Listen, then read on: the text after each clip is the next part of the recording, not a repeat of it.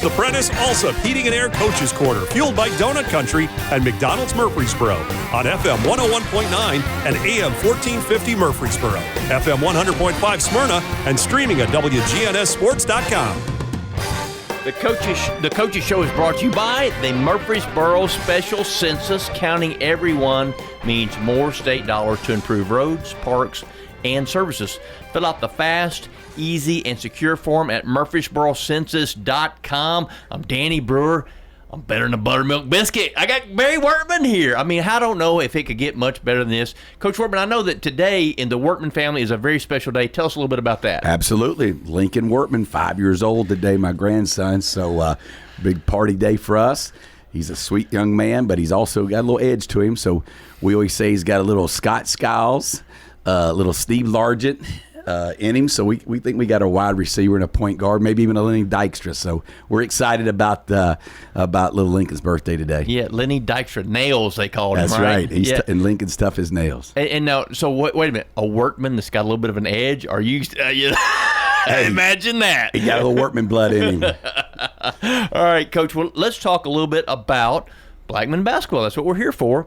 Tell me a little bit about the week that was. I think you guys didn't play last night, but you played Tuesday. So tell me what happened. Yeah, I really like where we are. Our team is playing, good basketball. Siegel's a talented team with a rim protector, a great score, and some really good guard play around them, and rebound it well. So they bring a lot of things to the floor that it makes it a tough on you, and they're playing at their place. And I just did. We were very workmanlike in our approach. I thought we were, we wanted to be really good in transition defense, and I thought that was a staple of our team and our game. And got back and was able to set our defense, and when we can do that, we can make it pretty hard on people. And I thought our team collectively did a nice job and finished possessions with rebounds and won a rebound margin, 17-20 inside the paint. Everybody played at a nice high standard, and I thought that was finished this 4-0 with first time through the league, and with a bye last night, got to gear up and go second time through. Yeah, Coach. So let's talk a little bit about Siegel, because they've got a really, really good basketball player. I mean, they're a good team. They're very well coached. So going out and getting them on your home floor, it got to be good for you guys as far as just momentum and all that kind of stuff. It is. This time of year, we really want to be trying to play at our best basketball, and I think we are. I thought, I know we're talking about the game. Yesterday's practice, we went at it really, really well, and our team had great spirit, and that's hard to do this time of year, especially when we don't play on a Friday night. So I was really excited about back-to-back practice we had going into a little bit of a game without a Friday without a game, and I just like where our team is. Our team's playing with spirit and joy. All the things that you want a team to be about, we're starting to play to our strengths, hide our weaknesses. Guys sort of know who they are and who they're not. We're together picking each other up. And, again, I just think we're trying to make sure we're the best version of ourselves. And we have a little theme we're trying to say is as good as the enemy of great, and we're trying to chase greatness. And I think this team is in a really good place in terms of trying to play our best basketball. Coach, let's talk a little bit about the inside game, because that is one of your strengths. Christian Johnson is a kid that really understands post play, I feel like, which is not – you don't see that a lot these days.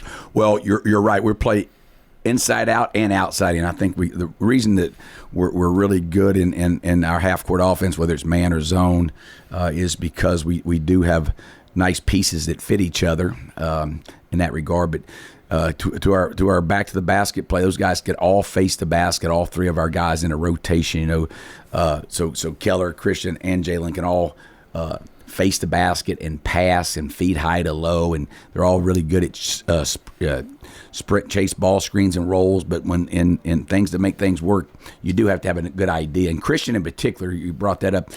He's got great hands. He catches it deep.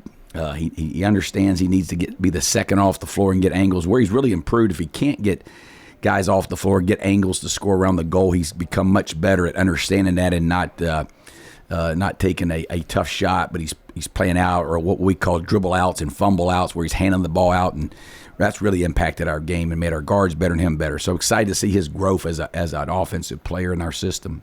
You mentioned high-low, the old high-low game. That used to be a staple of offensive theories. John Wooden, Denny Crum, those guys. Is the high-low something that you don't see a whole lot these days? Well, it fits our personnel. A lot of people are still playing high-low. They're just going maybe point guard to a big or point guard to wing, and for a while there, we played with what we called sixes. We didn't care what position you played. We wanted you to be a six. I think all the great basketball players are positionless. But, we got some unique guys and fits their skill set. And, I watched Kansas and Iowa State the other night, and, the Kansas high-low. Obviously, people here in Murfreesboro know Coach Davis played high-low here for years. And it suits our personnel, and it really suits. Everybody thinks it suits our bigs. I tell you, it really suits is our guards, because they get a lot of play out of our high-low, and we're getting ready to chase ball screens better out of it now. So. Yeah, we've been more efficient, and it's opened up some things and empty the post for opportunities to get drives and post catches for our bigs, and opportunities for our perimeter guys to score it. And we love to play against zones, and we become so much more efficient, man, that people are having a little more trouble zoning us.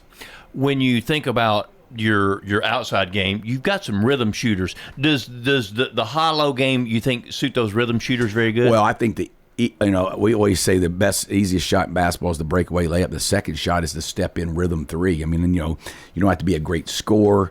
You don't even have to be a great player. But offensively, if you can step in and shoot rhythm threes, we call driveway threes. Those is probably the easiest shot. And when if you get guys that can draw double teams and get guys that can drive the ball and make people help, and then you can step into those rhythm threes. That's an easy shot. We got guys that can make them. Everybody has guys that can make them, and we really do, and we think that complements what we try to do offensively. Coach, we've talked a lot about offense. How about defense? Because, defense is what has been the staple of all of those great Blackman runs to the state tournament, has been defense. Talk a little bit about your defense. Well, I'm really pleased. We're not quite as fast as we've been in the past. So our whole deal, is you can't guard a turnover. You can't guard a turnover, so we're taking better care of the ball. And so we're really able to set our defense, and I think we've gotten really good in transition defense. That's something that's on our practice plan every day, and Coach Bell has the guys that have the floor balance in the back. Coach Phillips has the guys that are getting to the junctions, and I sort of have the ball stopper, and it's five guys playing as one defensively and really sprinting.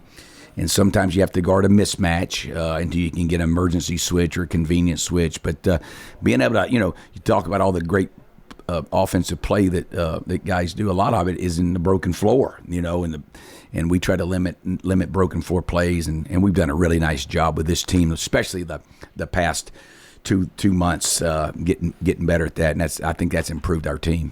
So, Coach, let's talk about what you got coming up Tuesday night. I think do you host Riverdale Tuesday night? Tuesday night we go to Riverdale. At Riverdale, okay. And then what about Friday? Where are you at Friday? Let's see, boy, man, I'm so locked in. Seriously, we go Oakland at home, Rockville on the road, and finish up with Siegel as to finish up league play in our second time through.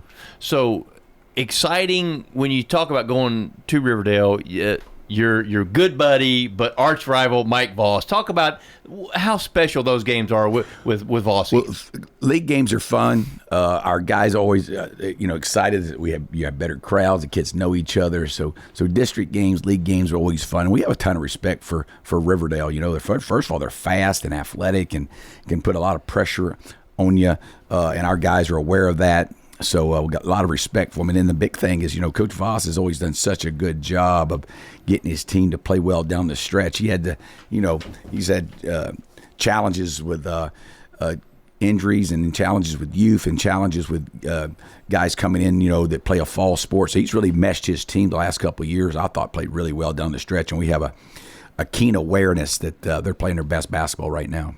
I think you're right. They're a team that's on the come, and so you always have to be cognizant of the improvement and continue to improve yourself, right? Yeah, and I think it's just human nature to not always be on edge every time you play. It's something where we've tried to do, and with that, you got to be, if you really want to win titles and win district championships, you can't win one Friday night, but you can lose one Friday night. And that's sort of the thing we've told our guys is there's nothing more enjoyable than a road win, especially when 3 miles apart from your rival against a team that's just playing well. So we'll be on razor's edge. I really believe that about our team. Well, you mentioned district play and how more exciting that is. Special because of the closest of the schools. Yeah, our guys just know each other, and there's been a great girls basketball rivalry at Blackman. It's been a really nice boys basketball rivalry at Blackman, and just there's always been a great turnout in that game, and both teams play with a go at each other really hard. So it's a fun game. Coach, let's talk a little bit about horse racing because we both love the sport. Okay, so today is the Holy Bull, Grade 3 race down at Gulfstream Park, preparation for the Kentucky Derby. We got points on the line here. There's a horse that I think absolutely relates to Blackman basketball right now, Guns Loaded. Son of Gun Runner, won 2 out of 3 lifetime, trained by Jose D'Angelo, 5-2 on the morning line. How does Guns Loaded relate to Blackman basketball right now? Well, I hope we do have our guns loaded. We're sort of like Guns Loaded's. We're sort of like Guns Loaded in regards that we only play 23 regular season games. Every game has a purpose. We try to play with a lot of purpose, and our guns will have to be loaded down the stretch to win 6 or 7 games in a row in advance, like we hope to do. Now, Coach, I think you're absolutely right there. And there's another horse here that it relates to Barry Wortman when it comes to basketball. He's not joking. Ridden by Johnny Velasquez today. Josie Carroll trains 15-1 on the morning line. He's not joking. That's Barry Wortman, Blackman basketball. You got it going on, Coach. Well, we're excited about some things we can do down the stretch. So looking forward to this week.